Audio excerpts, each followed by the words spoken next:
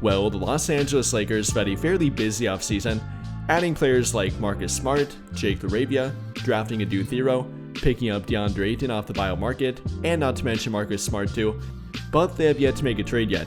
Definitely impressive what they have managed to do and the way they have changed their team without making a trade or giving up trade assets, but many fans thought or rather hoped they would make a trade. And well, with over 2 months left until opening day of the NBA season, I guess they still could if they wanted to. And according to Brett Siegel of Clutch Points, the Lakers have been active on the trade market, this coming after the addition of Marcus Smart, saying that they have been active yet and often have been searching for 3-and-D wings like a Kentavious Caldwell-Pope, even mentioning Dante DiVincenzo with him at one point, and that they have remained engaged on ways to improve their roster this summer. So with that in mind here, is it even worth it for them to be active on the trade market yet? Even after addressing pretty much every need on their team, I think there still might be a need for a 3-and-D wing or maybe a two-way wing, but they have definitely addressed a lot of the major needs and question marks on their team. Obviously the biggest one being a viable starting center option, addressing that need or hopefully addressing it with DeAndre Ayton, addressing their need for a backcourt defender, a guy with more playoff background and definitely a viable playoff option with Marcus Smart, even getting a Jake LaRavia who might be able to fill that 3-and-D wing role for their team eventually, hopefully even by this season, even adding more athletic ability and even more defensive-minded ability off their bench with Adou Thiero, and a player to grow with their team and to fit the Luka Doncic timeline, but they still do have trade assets left and therefore could make a trade yet. I mean, whether you're talking about draft picks, they have their 2031 future first-round draft pick, that's tradable, future first-round draft pick swaps, having 4 of them at this current moment, coming in 2026, 2028, 2030, and 2032, one tradable second-round draft pick, also coming in 2032, then the actual player assets of Dalton Knecht, Maxi Kleber, Gabe Vincent, even if you want to go as far as Rui Hachimura and Austin Reeves, they have some assets that they could put toward a trade and they ultimately have to make that decision. Is this the team they want to enter the NBA season with? Do they maybe want to evaluate it first and then maybe look to make a trade thereafter, if required or if they feel like they need to? Or are they not fully confident in this iteration of their team and feel like they have not addressed the needs of this team quite yet? That's obviously up for debate here. I've seen comments saying that they're completely fine and that this team is good enough to compete and maybe even that they don't have to make any changes throughout the entire season. But I've also seen many comments saying that they're not good enough yet and that they do have to make a trade. And well, it's definitely up for debate. I wouldn't say either side is wrong here. With this current iteration of their team, there are definitely a lot of ifs in my opinion. If Jake LaRavia can become that 3-and-D wing for their team, then maybe they don't have to trade for one. If Marcus Smart can stay healthy, if he can get back to what he was back with Boston, then that need is definitely addressed on their team too. Obviously the DeAndre Ayton ifs, the both on the court and off the court ifs, commitment issues, defensive issues, commitment, if he can be the player that he was back for Phoenix and get back to playing high level committed winning basketball, then that's obviously a major need that they already filled and won't have to be further addressed in the future beyond DeAndre Ayton, which would obviously be a good thing. And then even for the ifs off the bench unit, durability with Jared Vanderbilt, reliability with Jackson Hayes, more reliability with Gabe Vincent, and getting back to the player that he once was back in Miami. Then even for kind of the outliers or kind of X factors, I guess if you want to call them that, guys like Dalton Knecht, Adou Thiero, Maxi Kleber, kind of guys on the outside or kind of situational matchup dependent guys. What can they get from them and can they be more productive than we might think? Or do they have to be replaced or simply viewed as trade assets? More so in regard to Dalton Knecht and Maxi Kleber. Again, a lot of questions here that right now are simply ifs. If this certain player can do that, then maybe they don't have to make a trade. If they can't do that, then that will lead to them having to make a trade. All of that's up in the air right now, and that's why you can't say they either definitively have to make a trade or don't have to make a trade quite yet. At least not in my opinion. However, that's not to say I'm against them making a trade.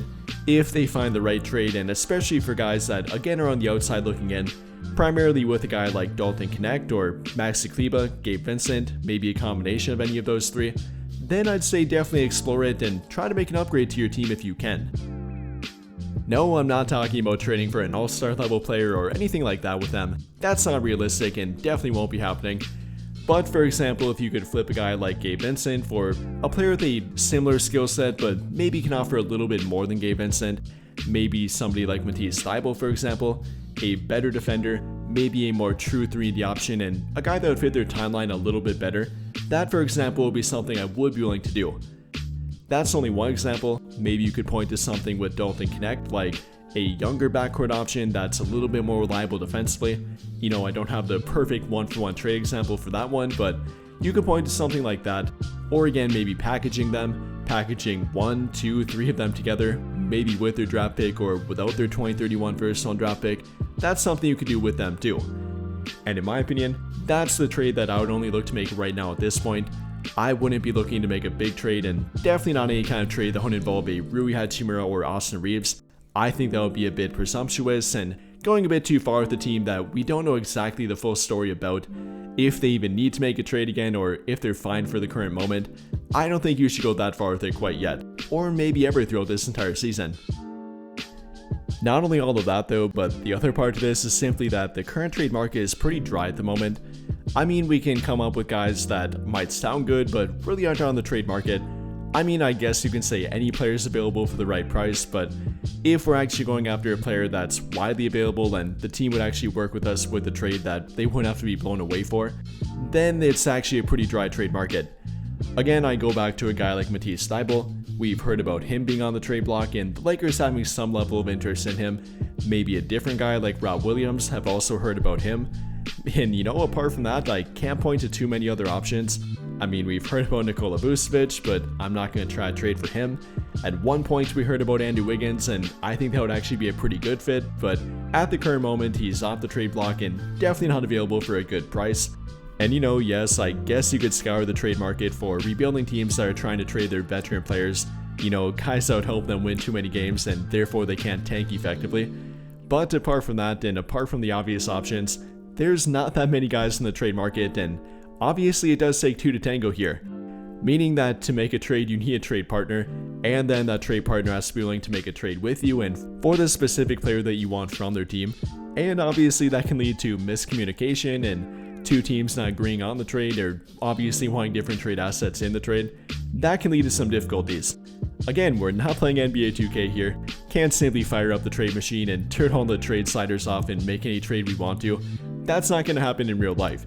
That's why it's so difficult and why Rob Pelinka has not made a trade yet. You know, yes, he does tend to be overly patient at times and it does tend to drive us a bit crazy. But if there's not a trade market for the player that they want or the skill set that they're looking to trade for, then there's not really a big reason or not a big push to make a trade right now. At that point, I think it would be smarter to wait until the trade deadline. I know we hate that word, the word wait, but at this point it probably is the better option for them. They've managed to really adjust their team and address a lot of major needs on their team without giving up a trade asset. So don't go wasting that just for the sake of making a trade so you can say you make a trade. That's not a good route to take in my opinion. At this point, wait for the right trade to come around, whether it's in December again like they did for Dorian Finney-Smith last year, maybe waiting until the trade deadline and hitting an absolute home run like with Luka Doncic.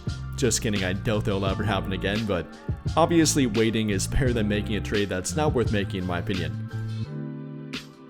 Overall though, yes, I would say the Lakers should be and apparently do happen to be active on the trade market yet, but not as active as some maybe want them to be or as aggressive as some maybe want them to be too. Again, if the right trade comes around and more so a minor trade with maybe somebody like Dalton Knecht, Gabe Vincent, or Maxi Kleber, maybe with their 2031 first-round draft pick, you know, I'd probably wait to trade something as big of an asset as that, but maybe make a smaller trade right now, but wait a bit longer to fully evaluate their team and find out what their biggest need is closer to the trade deadline. That's the route I would take and probably the best route for them to take in my opinion too. But with all of that being said, what do you guys think? How do you feel about the Lakers, and should they be active on the trade market yet? Should they be more patient, and how aggressive should they be at this point on the trade market, or should they be looking to make a trade prior to training camp or not even think about the trade market anymore? Let me know your thoughts in the comments down below. But I think that'll pretty much do it for this one, and if you enjoyed the video, then I would greatly appreciate it if you dropped a like, subscribe to the channel if you have not already, and hit that notification bell to never miss out when I upload a video. But as always, thank you for watching and have a great day or night.